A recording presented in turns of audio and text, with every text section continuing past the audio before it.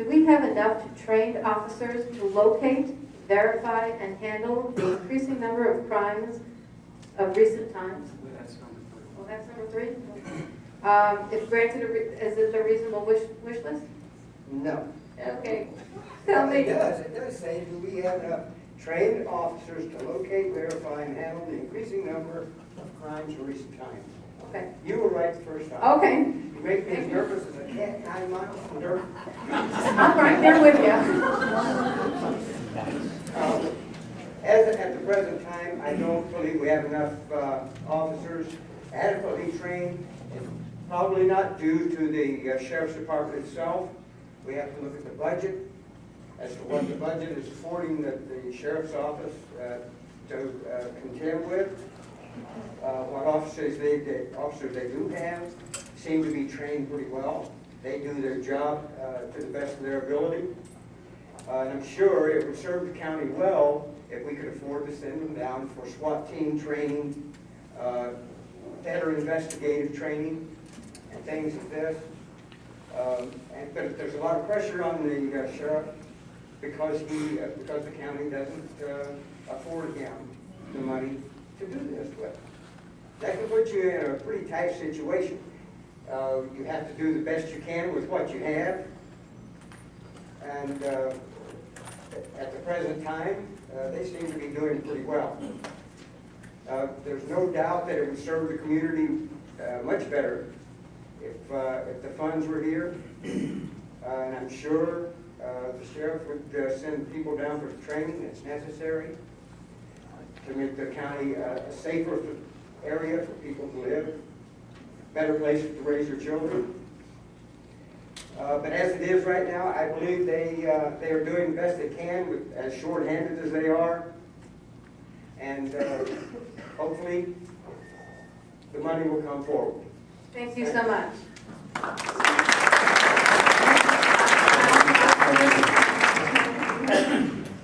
Great. Okay, and that is the minimum number of officers. Is that right? Yes. Okay. What is the minimum number of officers needed to cover our county safely? Next year, the number's going to be 12. 12 officers is what the Starke County Sheriffs Department, including the sheriff, will work the county with. Those duties are, of course, you have an administrator, you have 3 detectives, and you have 8 officers. The 8 officers' duties are to answer all the calls in the county. They are to do the transports back and forth to the courts, transports to going to other counties, other states, to retrieve inmates that have to be back to our facility. And with that, it takes a lot of officers off the road. With that, we're not in fear because with the other towns and cities inside the county, there's always a given 7 officers in the county at a time. We do a lot of interaction with the departments, training, and so we always have the protection in the county that we need. If a disaster comes up, such as what happened out here at Bass Lake last summer, we put on a call to the other departments, and we can have as many as 100 officers in the county at any given time. So, is your county protected? Yes, your county is protected. Thank you. Thank you.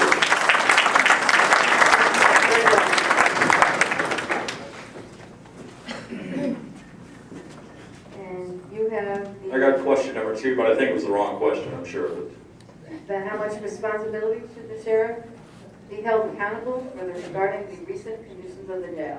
Okay, let me start off by saying this. First, thanks for being here and hearing what we have to say. It's very important for you guys to be informed about who you're going to vote for. But as far as responsibility for the jail goes, I just think that when you're elected sheriff, or any position that you're elected to, you maintain a lot of responsibility to the people that put you inside that office. And it's your job to know daily, weekly, yearly, what goes on inside that office. So if your office, or in this case the jail, is not compliant, it's your complete responsibility. It doesn't matter if you have jail commanders or officers or jailers or other people that are responsible for handling those duties. Ultimately, as the sheriff, it's your responsibility to make sure that those things are being done, they're being done correctly. And if they're not, then you need to take action to make sure that it's done. not wait till 4 years later when you have state jail inspections, you get 32 violations, and then you decide that after the taxpayers have been put at a liability risk, it's time to make changes. If I were the sheriff, I would expect to be held 110% completely responsible for the conditions of that facility. And I hope that with your vote in confidence, I'll have the chance to prove that. I don't want to hear about what the budgets are, because none of the budgets for this department of any level are where they need to be. So you do with what you have and make sure that the first things are most important. Safety and security for the residents, safety and security for your staff and for those inmates. If I'm elected sheriff, I will be accountable for that sheriff's office. Thank you. 15 minutes of government. I retired from the State Department of Corrections with 17 years service. I've had to deal with all sorts of these problems that they're dealing with in this facility across the street. There is no easy way to handle that if you don't have an area big enough to accommodate any kind of penalty. Right now, as it is, this sheriff's department was outdated years ago. I'm not in favor of building a new jail, don't get me wrong. But we have to put up with what we have. I do believe that the officers should have a camaraderie. It should be like a family over there. They should stick together. It's like the responsibility for the condition of the jail. The responsibility lies with everyone within those walls. The ultimate accountability may fall on the sheriff to see that it gets done, but if no one tells the sheriff about it, how's he supposed to know? And I believe that there should be an area in that jail. I propose the prosecutor's office be moved, allow the sheriff's department to have the lower portion of that, to establish some kind of facility down there that you can make an incentive for these guys, that if they take care of their jail cells, they don't tear the place up, then they're allowed to go down, play ping pong or whatever is afforded to them down there. That's the only way you're going to keep from tearing that jail apart. I know because this worked in prison. That's how they handled it in the prison. And that's the only way you're going to do it. If not, you're going to continue to have the repairs, and it's going to come down to taxpayer expense. That's what it comes to. Thank you so much.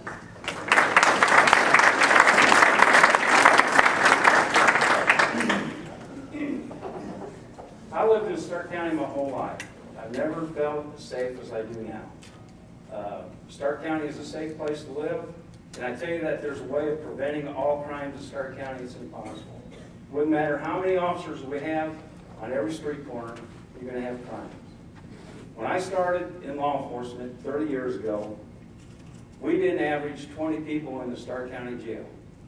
Times have changed, crimes have changed, and now we average close to 70 people in the jail. Just as you would do with your child, put them in timeout, that's the purpose of the jail. When they misbehave out here on the streets and get arrested, they're brought into the jail. They're in there for timeout. They should behave. Unfortunately, they do not. I've inherited a jail that's 33 years old. It's getting dilapidated. That's not an excuse. It's sheriff's responsibility to take care of it. But as the newer jails are built, they build them in ways that the inmates cannot get to a lot of the structures that they get to now and destroy. With that, there's things being done with the jail. We've reconstructed the staff to the jail to put more jailers inside the jail, which again eliminated officers off the streets. But we can make things work with what we have to deal with. I'm not using the budget for an excuse. It's there for everyone to see. We don't have the money. We can't put all the personnel in there we'd like to have, but we make it work with what we do have. Thank you.